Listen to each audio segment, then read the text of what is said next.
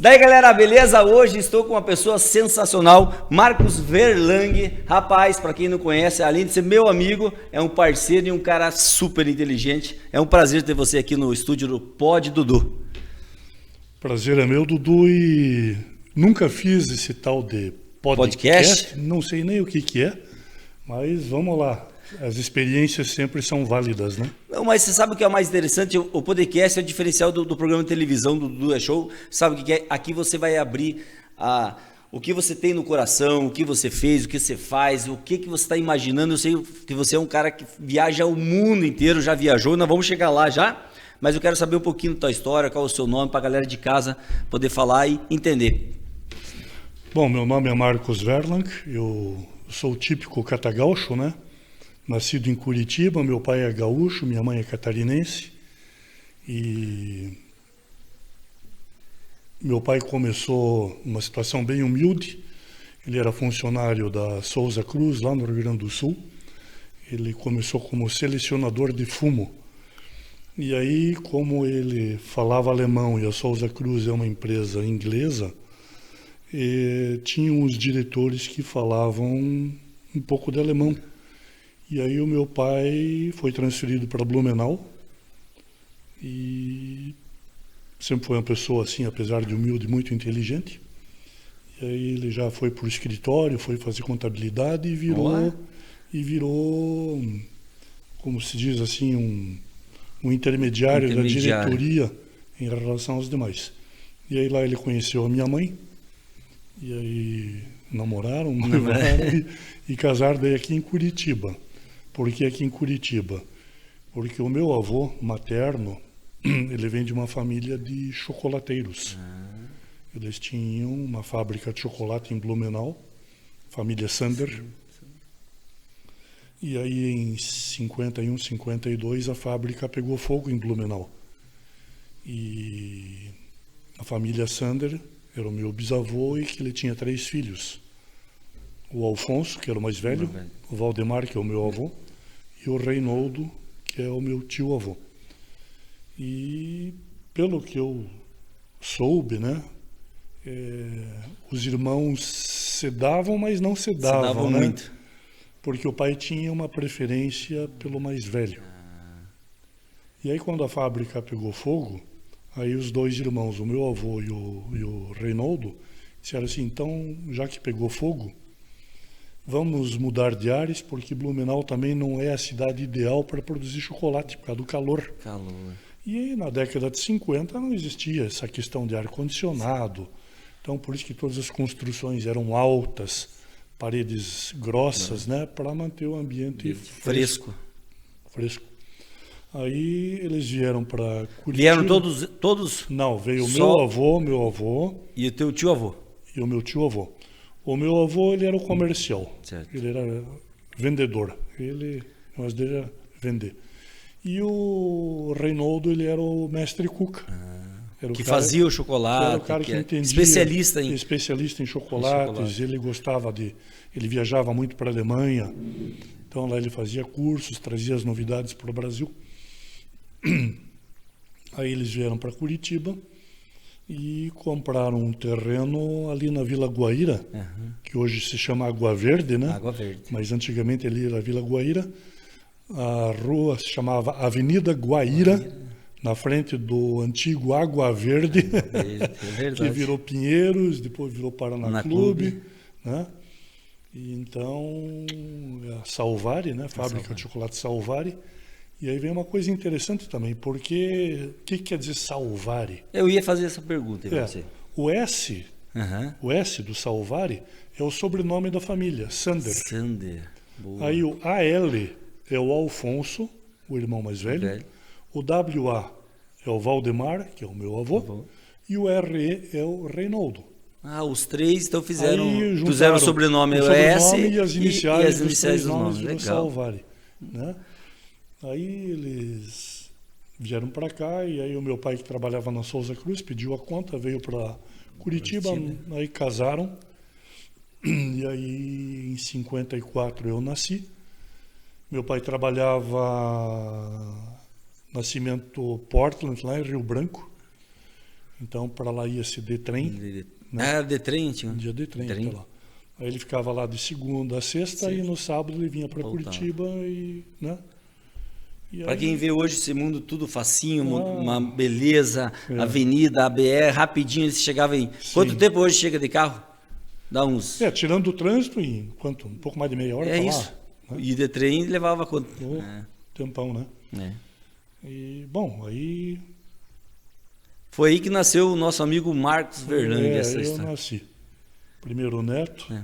Aí eu era o mais queridinho, o primeiro neto. mais bajulado, aquela Bajulado. história toda. E aí eu, na verdade, eu me criei dentro de uma fábrica de chocolate. Ah, você né? se criou. Você seguiu a sua vida, tipo, jovem, dentro da fábrica de chocolate? Sim, Foi? sim. Até porque tudo começou, eu sempre fui alto, né? E então eu, quando tinha 10 anos, mais ou menos, eu tinha um vizinho meu, Ed Vedana, italiano, que era escoteiro. E eu sempre fui assim muito de coisa, escoteiro, militar, sabe aquela Sempre foi uma pessoa... questão de disciplina, Isso, ordem. isso eu sei, isso eu posso falar, que você é um Né? cara super organizado, só para você ter uma ideia, ele fez a minha rota 66 que eu vou agora, ele que organizou tudo. Pois é. E aí eu entrei num grupo escoteiro. E aí em 1965, eu tinha 11 anos. Eu nasci em 54. Tinha um jamboree pan-americano na Ilha do Fundão. Não era nem na Ilha do Governador, lá onde hoje tem o aeroporto. Sim. Né? E eu era do grupo escoteiro Jorge Frassati, que era ali no Bom Jesus, na igreja do Bom Aqui Jesus. no Bom Jesus. Na Praça Rui Barbosa, que coincidentemente foi a igreja onde os meus pais casaram. Mas coincidências, né? Aí eu queria ir nesse jamboree pan-americano e eu não tinha dinheiro, evidente.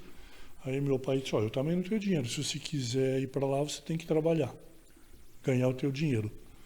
O que eu fiz? Foi aí que você entrou na É, fábrica de chocolate. peguei a minha bicicletinha, saí lá do portão, morava aqui em cima, hoje se chama Arthur Bernardes. Antigamente aquela rua se chamava Avenida Nossa Senhora da Luz. E era bem na frente da Niagem, que hoje é o mercado, agora é Carrefour, se não me engano. Né? Eu morava bem ali. E eu estudava no Bagose.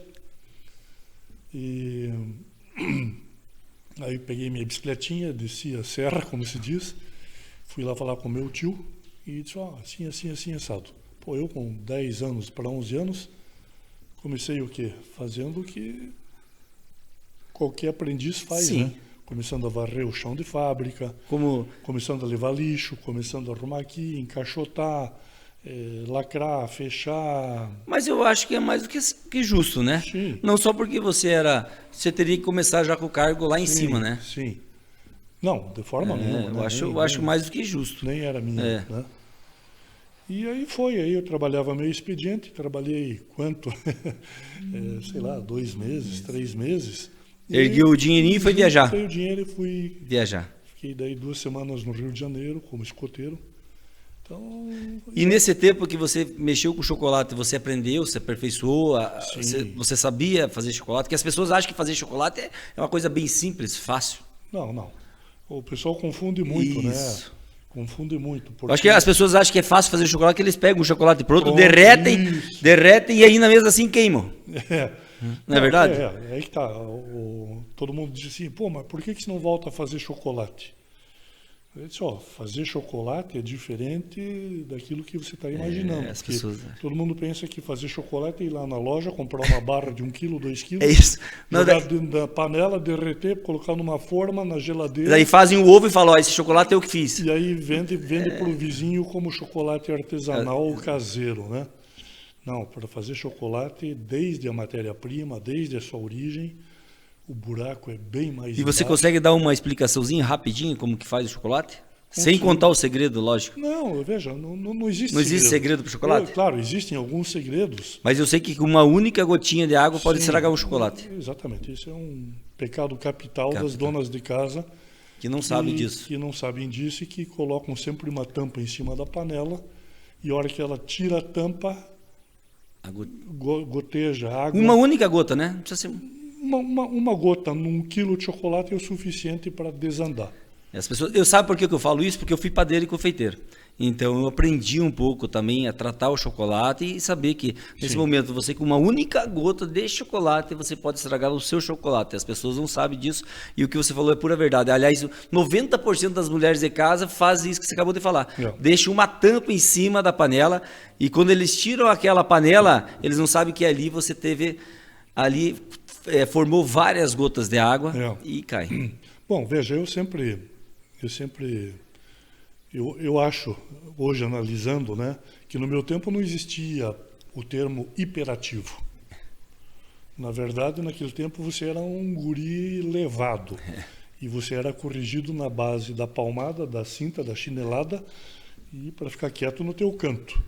Hoje isso tudo é proibido, né? Hoje não, o cara é hiperativo, tem que tomar Ritalina, tem que tomar não Rivotril sei o quê. E para se acalmar. Isso. É verdade. Né?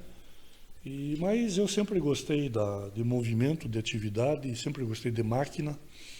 Então eu, na verdade, ficava mais tempo dentro da fábrica, da produção, do que do escritório. Né? Mas a vida foi indo e aí um belo dia eu saí da Salvar e fui trabalhar com meu pai. Que meu pai trabalhava na distribuidora Vib, que era do grupo Ousen. Ah, sim. Ousen, né? Uhum. E Vigando, Vib quer dizer Vigando, Ickelman e Birk. As iniciais. Vigando Ousen, o Ickelman e o Birk. Eles eram 3 jovens abastados que vieram, se não me engano, da Dinamarca ou da Suécia, eu acho que é Dinamarca. E houve um problema na viagem e eles desembarcaram no Brasil e não voltaram mais pro... Vamos falar a verdade, nosso país é maravilhoso, né? Maravilhoso. A pessoa que conhece o Brasil, conhece o mundo fora, sabe que o Brasil é maravilhoso. Aí eu fui trabalhar com meu pai, aí ele perguntou para mim assim, você quer trabalhar comigo no escritório ou na oficina? Eu direto, oficina, né? Lá fui eu para a oficina e fui montador de autorrádio. Que naquele tempo o rádio se chamava Blaupunkt e hoje é Bosch. Né? E aí, naquele tempo, se instalava rádio onde?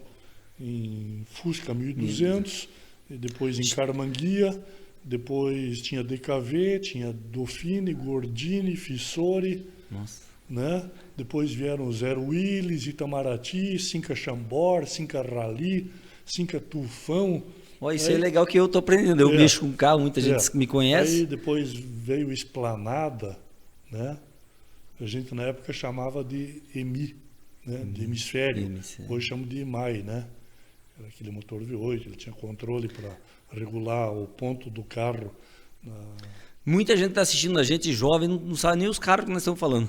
Mas é bom porque daí eles vão pesquisar e vão saber que na nossa juventude foi maravilhoso. Lógico que muitos carros desses eu não peguei, mas eu sou apaixonado por carro, você sabe disso. Eu amo o carro.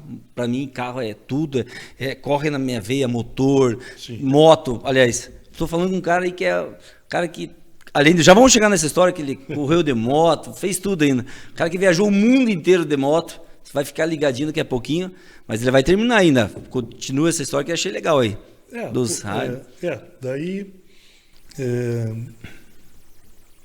eu fui trabalhar na oficina e aí um belo dia, isso foi em 68, eu acredito.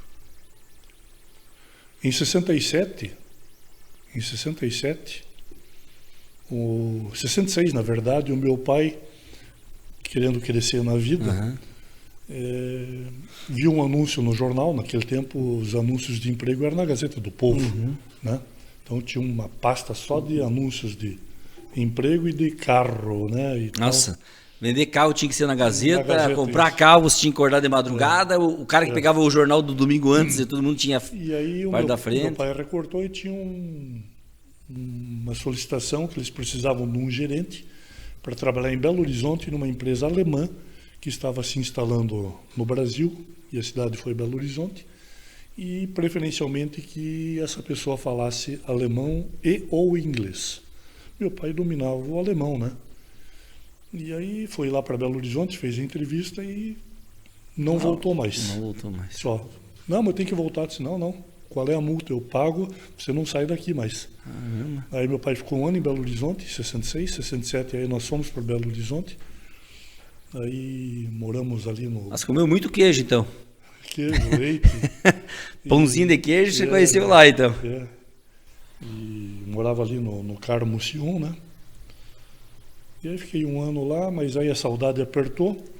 E aí o diretor da Olsen Veículos, né? Olsen, foi lá para Belo Horizonte, o seu Hans Pirke, e chamou meu pai de volta. Disse, não, eu quero você de volta, você vai ser nosso diretor, vai ganhar como diretor. E aí nós voltamos e aí meu pai trabalhando lá e eu voltei para a VIP. E aí um belo dia, esse talvez seja um dos arrependimentos da vida que eu tenho. Mas porque eu fui um vagal, um banana, me arrependo até hoje. Nesse ano inaugurou o Citibank aqui em Curitiba, ali na Praça Zacarias, na esquina ali. E aí o gerente do Citibank era amigo do meu pai, até porque naquele tempo tinha que se importar rolamentos, rádios e tudo era importado. E o Citibank era um banco que fazia as transações. Aí esse gerente, que eu não lembro o nome, não sei, chegou e disse, Aloysio era o nome do meu pai. Disse, eu estou precisando de pessoas para trabalhar no banco. Você não tem um filho de 13, 14 anos? Eu tenho. Então, cara, manda teu filho lá fazer um testezinho básico de português, matemática, conta básica de 1 mais 1 igual a 2, 2 mais 2 é 4 e 10% de 4 é quanto? Só basicamente isso. Mais nada. E tem que tirar no mínimo 5 ou 6. Era só formalidade. E você não fez? Não, eu fui. Você acredita que eu não tirei 5? Sério? Tirou 10? Não. Não? Menos de 5. Sério? Foi a maior vergonha que meu pai deve ter passado comigo. Não, mas... Não. Quantos anos tinha? 13, Não, 14. 13 anos. 14 mas, provavelmente, porque não podia trabalhar em banco com menos de 14 anos. Né? Mas, cara, e hoje me arrependo pelo seguinte. Porque eu tenho um primo em 2º, 3º grau. Que fez essa prova? Por parte do meu pai. Mas lá no Rio Grande do Sul, mesma situação, né? E o cara, ele virou gerente mundial pelo Citibank. Do Bamirindos. Do Bamirindos. Quando o Bamirindos ainda era um banco. Né? Ele foi para o Japão, ele foi para a China. Conheceu o mundo. Los Angeles, Alemanha. E acabou finalizando o trabalho dele em Nova York. E se aposentou como gerente, ganhando muito bem. Esse é o meu arrependimento. Mas aí eu não estaria no ramo do chocolate. Mas então, é essa a pergunta que eu ia fazer para você. Tudo eu acho que na vida tem o seu caminho, tem a sua jornada e tem a sua caminhada. Sim. Então, essa jornada não era para ser sua. Eu ponho muito assim porque eu creio muito, eu tenho muita fé em Deus. Então, para mim, assim, os objetivos, eu comecei a largar um pouquinho, porque sabe que eu quero fazer tudo ao mesmo tempo, ter 50 mil coisas ao mesmo tempo. E eu comecei a largar um pouquinho, não ser mais aquele Dudu ambicioso, falar em dinheiro a vida inteira, mas sim deixar a vida seguir. Sim. Porque o dinheiro é consequência. E eu aprendi isso, sabe quando? Faz exatamente menos que 3, 4 meses. Não estou mentindo. Agora há pouco tempo. Porque tudo na minha vida era dinheiro. Porque eu preciso construir isso porque eu vou ganhar dinheiro. Eu vou fazer aquilo porque eu vou ganhar dinheiro. Eu vou ter mais carro porque eu vou ganhar dinheiro. E tudo eu colocava o dinheiro na frente. E o dinheiro não é tudo na frente, é consequência. Então, hoje, eu não falo nada disso, deixo tudo na mão de Deus, que seja a caminhada dele. E hoje não que eu não prosperei. Muita gente me conhece, você já me conhecia antigamente, não que eu não prosperei. Mas hoje eu prospero, eu acho que eu prospero mais leve. Eu sigo a minha vida mais leve e hoje tendo mais resultado. Eu sempre ganhei dinheiro, não posso reclamar, só que eu só falava em dinheiro. E o dinheiro, o tempo inteiro se falando em dinheiro, chega até... As pessoas não gostam de ficar perto, porque todas as pessoas olhavam e falavam, não, Dudu vai falar em dinheiro. E eu comecei a ver isso, escutei 1, 2, 3, 4, 5 pessoas me falando. Então eu acho que a tua jornada era para ser essa. Sim. Você foi uma pessoa especialista. Você, não sei se nessa jornada você ia poder correr de moto. Tem. Não, provavelmente eu não teria os amigos que eu tenho. Exatamente. Provavelmente eu não teria conhecido a minha esposa. Tá vendo? Porque... Provavelmente não teria os filhos que eu tenho, as netas que eu tenho. Então, tá aí explicado para você que a coisa principal na vida é que cada um já tem o seu destino e a sua programação. Só depende... Pô, lógico, você sabe que a minha paixão era ser policial federal, delegado. Eu podia ter sido policial... Não era para ser. Daí o que eu fiz? Fiz curso de piloto de avião, de helicóptero, fiz tudo certinho, mas minha paixão era ser piloto de avião, não fui. Então, eu acho que você fala assim, eu me arrependo só do que como que eu posso falar assim? Se eu me arrependo de alguma coisa. Claro que tem um arrependimento, também tem. Eu queria falar assim, pô, se eu fosse hoje um delegado da Polícia Federal, eu estaria mais tranquilo. Não, cara, eu acho que hoje eu deixo a vida me levar. A vida me leva. Parei de falar, e estou falando tão pouco tempo, estou falando 3, 4 meses, uma coisa simbólica. Quantos anos nós se conhecemos? Há quanto tempo você já visita a gente e eu sempre falando a mesma coisa? Hoje eu mudei bastante. Que bom. Mudei.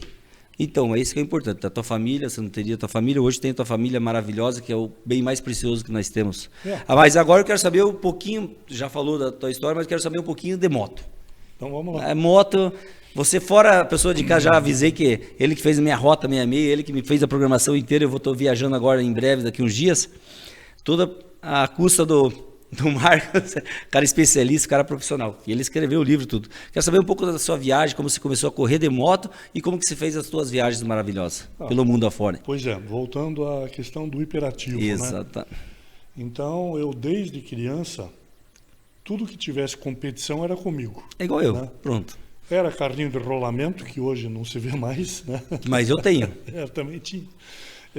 Era bicicleta, era patinete, era salto distância, salto de vara, basquete, vôlei, corrida, futebol. Era um perna de pau desgraçado, mas tinha que estar lá para jogar. Eu tinha raça. Raça. Eu não entregava rapadura. E então lá no portão a gente fazia corrida de bicicleta com os amigos do bairro em volta da quadra. E aí quando chovia a gente metia a bicicleta nos atoleiros, caía, se sujava, chegava em casa e já apanhava para variar, né? E aí depois surgiu o tal do Autorama, Nossa, né, da Estrela. Nem fale do Autorama. Então. Sabia que eu botei fogo na maior pista do Autorama que tinha? Meu pai trouxe da Itália a pista. Puxa vida. Era maior que a do Miller, você conhece a do Miller, né? Que era gigante, que era referência, né? A pista do Autorama que meu pai trouxe da Itália era maior que a do Miller. Meu pai era corintiano roxo, então ele trouxe a pista preta e branca. Então a pista era gigantesca. E eu tinha um problema de botar fogo em tudo. Botava fogo em tudo. Adorava acender coisa. Tinha que ser bombeiro, então. E daí eu botei fogo no quartinho e tava a pista do Autorama inteira lá. Uma pista gigantesca. Pois é. Aí, Autorama, competição, e bicicleta e tal. E aí, com 16 para 17 anos, meu pai ainda estava lá na VIP. E tinha um cliente deles que estava devendo uma conta. Uhum. E o cara disse, seu Luiz, eu só tenho essa moto aqui para pagar. Era uma Yamaha, uma cinquentinha. Nossa. E aí meu pai pegou e me deu essa moto. Eu com 16 para 17 anos, de repente, imagina, um piá de... Ganhei uma Yamaha cinquentinha.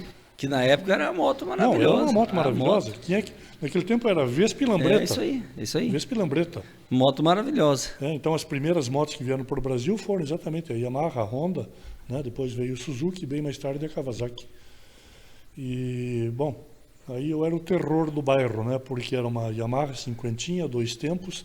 Naquele tempo existia gasolina azul, né? Hoje se fala em aditivada, né? Gasolina azul, os caras falavam muito de gasolina do avião, né? Isso, do avião. Que era uma outra gasolina. Era gasolina. E aí o que eu fazia? Eu desrosqueava a curva do cano de escape. Para ficar mais barulhenta. E ponha barulho nisso. Porque daí você tirava o silenciador da moto. Sim. Mas só que no motor 2 tempos, quando você tira o silencioso, você perde potência. Exato. Né? Porque a moto 2 tempos precisa daquela curva para fazer...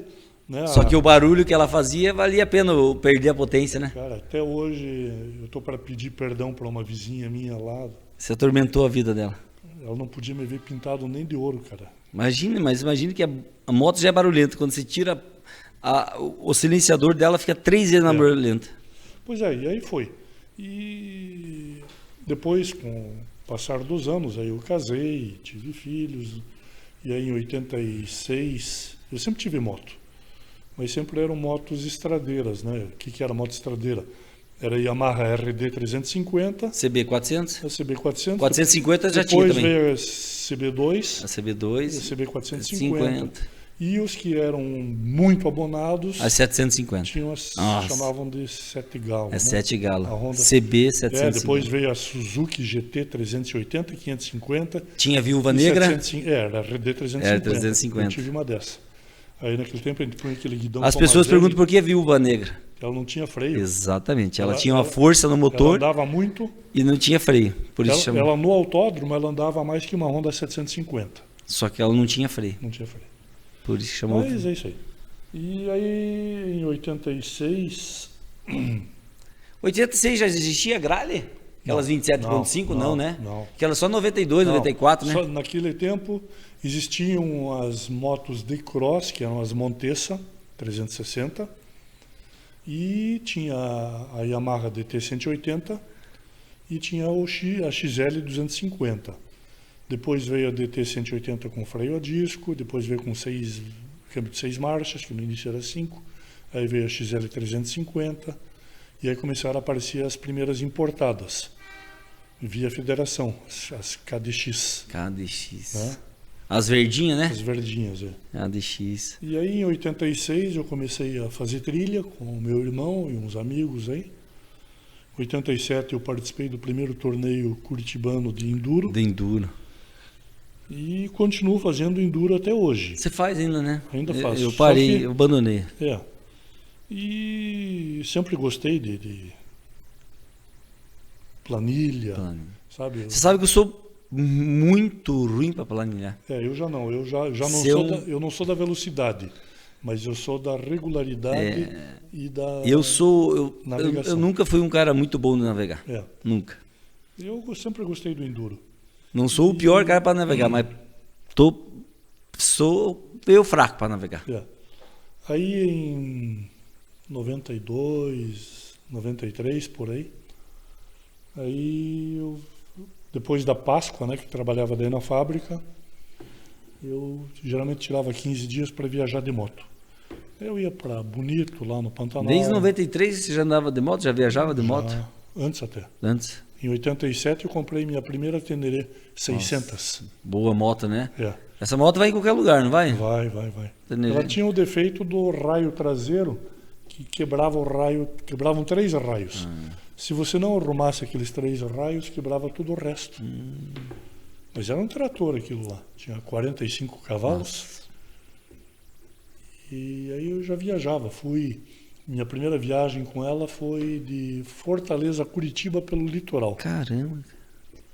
Aí depois dela eu comprei uma DR800, aí fui a São Luís do Maranhão, voltei pelo litoral também. DR800 era Suzuki. Aí era Suzuki já. Suzuki. Aí depois veio a Super Teneré 750. Boa, mano. Era boa, mas eu não gostava muito. Não? Não, ela tinha frente muito Eu pesada. sei que você gosta de XT 660. É uma moto que não acaba. Né? Não acaba, né? E aí foi. E aí em 95 surgiu a oportunidade de ir para o Ushuaia. E Essa aí, foi a tua primeira viagem longa, longa com grupo com um grupo. de amigos, né, que tenho até hoje. E com esse grupo aí fizemos Ushuaia, depois fizemos Bolívia, fizemos Peru, fizemos os Passos Andinos, fizemos as Guianas, depois fomos até o Alasca.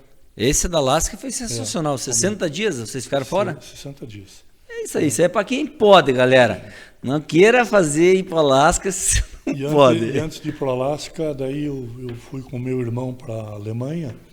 Nós participamos de uma feira de chocolate na Alemanha. E aí, quando acabou a feira, nós alugamos uma moto, 2 motos por 3 dias. Uhum. E aí andamos ali no sul da Alemanha, parte da Suíça, Liechtenstein. E foi muito bom. 60 dias essa viagem. E eu sei que todas as viagens você escreveu o livro. Sim. Mas eu, como sempre gostei de saber por onde eu ando, eu sempre fiz planilha de viagem, roteiro de viagem. Então, hoje está bem mais fácil. Hoje você pega um Google Maps, pega aí essas coisas aí, ele já faz todo o roteiro. Antigamente não tinha, né? Não, mas eu gosto de pegar o mapa. Pegar o mapa, pôr em cima da mesa, me situar, entendeu? E aí ir desenhando, ó, por aqui, por aqui. Porque muitas pessoas não sabem que é o seguinte, se você ficar sem internet e não tiver celular, se Não. você tiver uma base, igual você faz com um mapa, para você ter uma noção de uma cidade mais próxima ou outra, você nunca vai se perder. Por isso que é o cara que ele é o rei da planilha, o rei da trilha, cara. O cara manja do enduro, ele fazia planilha, ele estudava. Esse que é o legal. É. Então, só que você acaba sendo o chato do grupo. Chato. Você é o cara que fez tudo o negócio do grupo. Os caras que são chatos, que ficam folgados. Igual eu peguei toda a planilha pronta. Assim, pensei, vou fazer a Rota 66. Com quem eu tenho que falar? 300 amigos que manjam de moto, que correm de moto comigo. Quem? Marcos Verlang. Falei com 10 pessoas. Marcos Verlang. Eu já tinha na cabeça. Marcos Verlang. Marcos Verlang. Então esse é o... Eu sei que você fez uma última viagem. Para onde você foi nessa última viagem? Fiz a Transamazônica. Que eu participei uma semana. Não, 3 dias só, né? 3, 4 dias. Deixei o Verlang bravo pra caramba. Tá no livro, galera. Tá no livro lá que eu sou culpado de deixar ele pra trás. Não sou eu culpado, tá bom, Verlang? O Verlang, quem foi culpado foi o... Como que era o nome daquele que puxou a primeira BMW? Que tinha BMW lá também junto com a gente. Tirdo? O Tirdo. Ele puxou, daí eu falei pro Ali, para, ele chamou, nós fomos, e eu falei, não é certo, mas tudo bem, eu estava atrás, eu que fui culpado, no final é verdade, culpado é quem fica atrás e não respeita. Mas é isso aí, em todas as viagens sempre dá chama de uma ocorrência. Ocorrência. Né? Mas isso aí também faz parte, e os problemas que surgem numa viagem, eles fortalecem exatamente a união do grupo. Isso é importante. Faz o grupo ficar mais esperto, mais saudável, porque isso aí podia se perder, demorar tempo para achar. Se é uma viagem mais longa, se nós não tivéssemos que parar no hotel aquele dia, poderia ter ocasionado um atraso muito grande da nossa viagem. Sim. Exatamente. Eu conheço grupos aí que, entre aspas, né, marinheiros de primeira viagem, saem daqui para fazer uma expedição para Cusco, por exemplo, no Peru, né? Chegam em Campo Largo, já quebrou o pau, já tem gente voltando. Conheço bastante isso aí, então, é verdade. E veja, basta um pequeno detalhe. O cara se organiza, às vezes, 2, 3, 4 meses, chega no posto ali no Parque Barigui... Atrasado, e aí todo mundo sai e o cara esquece de abastecer. Não chega nem em Campo Largo, já deu pane seca na moto. Já gera estresse. Não, sim, porque a pessoa, veja bem, a pessoa monta um grupo. Quanto mais gente, mais pode ocorrer mais dificuldade, mais ocorrência, correto? Cada cabeça é uma sentença, é complicado. Tem pessoas que levam a sério, tem pessoas que chegam lá, não vai dar tudo certo, chega no final do horário, chega em cima, atrasa o grupo. Eu acho. É falta de respeito também, né? Existe a falta de respeito também, né? E essa última, porque eu já tinha feito a metade da Transamazônica. Eu tinha feito de Rurópolis até lá no Rio Grande do Norte. Rio Grande do Norte não, é Paraíba. Paraíba? Paraíba, onde termina ou começa a Transamazônica. E me faltava fazer outra metade.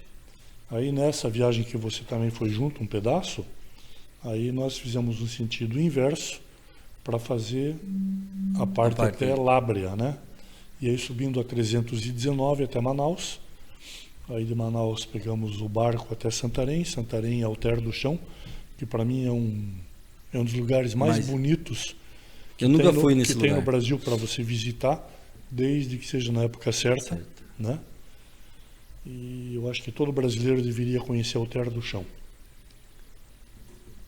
E qual que é a tua ideia da próxima viagem? Acredite se quiser. Eu não conheço Bariloche. Passei do lado, mas não conheço Bariloche. Eu quero conhecer a cidade do Fangio, onde tem um museu. Diz que é maravilhoso o Museu do Fangio. Fica uns 350 quilômetros ao sul de Buenos Aires. E eu quero fazer ainda o final da Carretera Austral. Porque eu fiz... E você vai em grupo? Veja, eu acho que é o ideal você viajar sempre em grupo. Quanto você acha que é a quantidade boa para você viajar e a quantidade máxima para você viajar?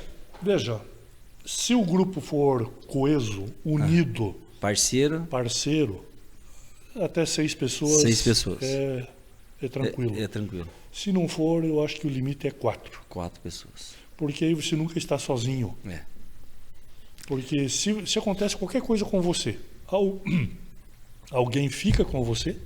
Certo. E os outros 2 procuram ajuda. Vão procurar e também não estarão sozinhos. Exatamente.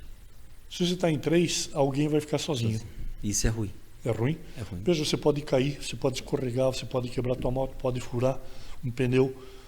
E aquela pessoa que está precisando de socorro, se a pessoa cai ou estraga, não consegue mais contato um com o outro. E aquela famosa lei de Murphy. É. Sempre acontece onde não tem recurso. Exatamente. Onde não tem sinal de telefone, onde não passa ninguém. Sabe, isso é batata, isso aí acontece mesmo. Eu pretendo ainda conhecer vários lugares e lógico, se um dia você fizer uma viagem e tiver espaço, gostaria de fazer muito essa viagem, porque além de você ter um conhecimento muito grande na área de viagem, grupo, tudo, você é o cara que coordena o grupo e eu que monto o grupo. É isso que eu acho legal. Então, outra coisa muito importante numa viagem é que tudo seja equalizado. Exato. Desde motor de moto, tudo. Desde pilotagem das pessoas. Tudo. Né? Isso é muito importante, né? Todo mundo tem que saber exatamente, por exemplo, uma ultrapassagem. Exatamente. Cada um tem uma característica na hora de ultrapassar um caminhão. Tem aquele cara que vem com tudo numa reta, chega atrás do caminhão, freia, alicata o freio e aí fica. E sai com tudo. Quer dizer, ele está gastando um monte de pastilha, gastando um monte de pneu e um monte de gasolina. E fora que ele pode, se tiver gente atrás dele, pode ele ocasionar um acidente. Porque se ele vem, ele acho que não vai dar freia, o cara que vem vindo junto, ele não vai ter o mesmo pensamento dele no mesmo segundo. Ele vai ter 2 segundos depois. Sim. E isso, para quem anda de moto, faz uma diferença grande, né? Então, e por exemplo, o nosso grupo, né? Então eu conheço todo mundo, sei como eles andam. Alguns aprenderam a viajar em grupo. Porque tinha aquele que de repente você estava andando a 120, 130 por hora, vinha te passava 200 por hora do teu ladinho, assim.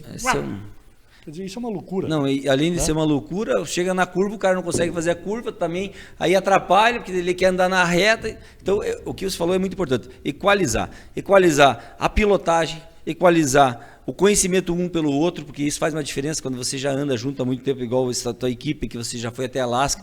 Imagina se estiver na convivência 60 dias, mas você já andava de moto antes, já corriam de moto antes, já passearam antes. Entendeu? Isso é muito importante. Ter uma base, eu vou andar qual quilometragem, tantos por hora. Porque tem cara, igual você falou, anda 200, daí anda 80, anda 200, anda 80. Não é melhor manter um ritmo de 130, 140 por hora, em uma situação que segura, porque quando você está com uma moto grande, você está segura a 130, 140 por hora, entendeu? Ultrapassagem a 140, para você dar uma esticadinha. Então, isso é muito importante, eu acho muito legal. E a questão financeira também. Exatamente. Né? Não adianta, por exemplo, uma viagem para o exterior, você sempre tem que ter o padrão dólar, certo?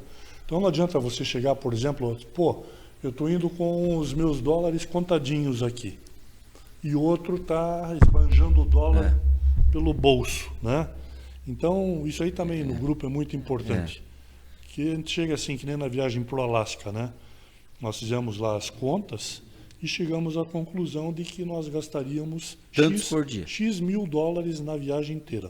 Ou seja, todo mundo tinha que levar aquilo. Todo mundo levou aquilo, claro. Todo mundo levou uma reserva, porque você nunca sabe o que pode acontecer, né?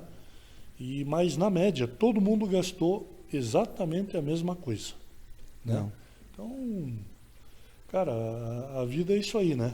A vida passa rápida, tem que aproveitar a vida, tem que curtir a vida com segurança, com inteligência. Igual andar de moto, tem que ser inteligente, tem que ser sábio. Não adianta querer andar 200, 300 por hora. Bobagem. Você tem que aproveitar a vida, você tem que curtir a vida, curtir o passeio. Quando você entra numa moto e quer andar 300 por hora, você não está curtindo o passeio. Não, você não vê nada. Você não vê nada. Você vê as faixas contínuas virar, as faixas Não. virar tudo contínua, você anda Não. muito rápido, não adianta, isso não serve para a vida. Isso não é uma experiência de viagem, uma coisa Andar gostosa. 300 por hora num autódromo, na estrada Exatamente. jamais. Se você acha que é piloto, vai no autódromo e anda 300 por hora. E mostre se é bom. Isso, Aí eu exatamente. quero ver se você é bom. Não adianta querer fazer besteira, cortar, fazer Não. X, fazer nada. Não adianta, cara. A moto tem que ser inteligente, porque o para-choque é você. Exatamente. É isso aí. E outra coisa que é muito importante, né?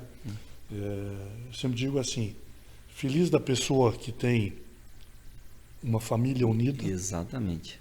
feliz da pessoa que tem amigos verdadeiros e feliz da pessoa que tem saúde. Exatamente. Eu sempre Isso digo não tem assim, preço. Adianta. Esses são os valores mais Sim. caros que existem no mundo. E fé em Deus, cara.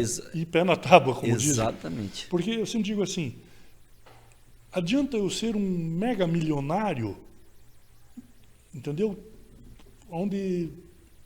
E ser um cara doente, um cara que vive fazendo não sei o quê, no hospital, o problema disso, o problema daquilo, o problema familiar, não tem amigo, não tem isso, não tem aquilo. Não tem amigo verdadeiro. A pessoa que pensa muito em dinheiro, é isso que eu cheguei a concluir. A pessoa que está pensando só fanático por dinheiro, dinheiro, a pessoa pode ser trilionário, bilionário, pode ter saúde, pode ter família, pode ter amigo, mas ele fica preocupado se alguém vai enganar ele. E Exatamente. passa a vida, passa o momento, passa o tempo, e se preocupando só com a empresa, em ganhar mais dinheiro, e isso não faz bem. Não vai levar nada. Nada. Aprendi uma coisa, cachorro não tem gaveta, né? Não. Nunca vi alguém pôr coisa. Nem sapato você pode levar, sabia disso? Não, Então, não se sabia. você é velado, você não pode nem pôr um sapato. Eu tenho Tem jeito. tinha um amigo meu, ele já faleceu, ele sempre dizia para mim, seu Marcos, o dia que você morre, cara, você não tem direito nem de escolher a cor do teu terno. Nada. E nem do jeito como que você vai ser. Vão pôr aquela roupa que você jamais usaria, vão pôr em você. Falou tudo e falou bastante. Falou que o que mais importante é você ter amigos, família E saúde. e saúde. Claro, o dinheiro é importante, Claro que é importante, claro que é importante. Mas não vamos ser hipócritas o que não é. dinheiro para você ter uma vida digna, né? Exatamente. Uma vida que você... Mas sabe o que é gostoso? É você ter aqueles verdadeiros amigos, que o cara é teu amigo. Porque não adianta o cara ter dinheiro, que tem muita gente que tem dinheiro e o cara não tem amigo. O cara não tem amigo. Você já notou que tem amigo. eu chamo assim de os novos ricos. A amizade dele é só por interesse. É isso aí. Ele não tem amigo, aquele amigo... De sangue. É isso, não tem mesmo. Ele Isso. tem amigo por interesse, entendeu? Aquele cara, de repente o cara ficou rico, aí de repente ele começa a participar de grupos de pessoas abonadas que passam a ser, entre aspas, amigos. Mas não são, né? Mas não são, porque a hora que ele não tiver dinheiro, não vão mais nem olhar para a cara Você dessa conhece a pessoa. pessoa verdadeira quando ela tem dinheiro e poder, né? Você conhece a verdadeira pessoa. Como é que aquele ditado, você quer conhecer uma pessoa de poder a ela? Ou o dinheiro. Aí você vai saber. Se ela é verdadeira pessoa, gente boa ou não. Mas isso aí, seu Dudu. Primeiramente, quero agradecer mais uma vez. Que história maravilhosa, que coisa fantástica. Que prazer ter você aqui no estúdio, no Pod Dudu. Foi um prazer meu. Muito obrigado do fundo do meu coração. Quer mandar uma mensagem? Manda aí pra galera inteira que tá assistindo aí a gente. O recado final é teu. O recado é uma satisfação poder transmitir alguma coisa. E estou aqui à disposição para aquele que precisar trocar qualquer tipo de ideia. E fala o nome dos teus livros aí também, já aproveita teu Instagram, tudo aí pra galera já ficar ligado. Na verdade, eu escrevi 7 livros, mas publiquei só 3 ou 4, né? Porque livro é o seguinte, tudo tem esquema na vida, né? Então, o que eu fazia? Eu fazia livros sob demanda. Então, eu tinha um grupo, tem um grupo de, eu quero livro, também quero. Eu ia anotando, deu 200 livros. Aí eu mandava imprimir 200 livros e vendia, claro. Ia ficar caro, porque eu não podia fazer 3, 4, 5 mil livros para ficar com tudo estocado. Ou você tem que ter um esquema com uma livraria. Para poder mandando que coloquem os livros no mercado. Só que hoje livraria também não existe mais. Hoje está tudo digital, né? O mundo virou digital. Mas de qualquer forma, estou aí quem quiser falar sobre experiências de vida, sobre chocolate, sobre empresa, sobre viagem, sobre moto, quiser ajuda num roteiro, um checklist de viagem, o que olhar, o que não olhar, o que é importante, o que não é importante, estou à disposição. É só entrar em contato e Vamos em frente, porque atrás vem gente. Obrigado, galera. Obrigado, Marcos Verlang. Obrigado, que Deus abençoe cada um de vocês. Tamo junto. Até o próximo. Pode, Dudu.